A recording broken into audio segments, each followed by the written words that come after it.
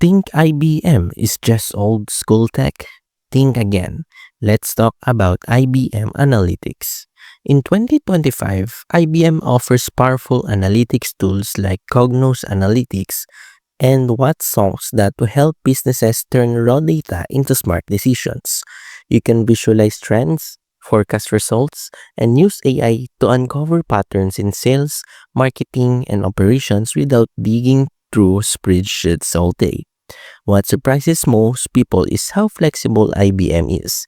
It works with cloud, hybrid, and on-prem systems, making it great for companies with complex data setups. But the trade-off is learning curve. It's powerful, but not the easiest for beginners to master. So is IBM Analytics legacy tech or a hidden gem? For serious data teams, it might be both smart and underrated. Like the video, subscribe, and tell me what tool you want review next.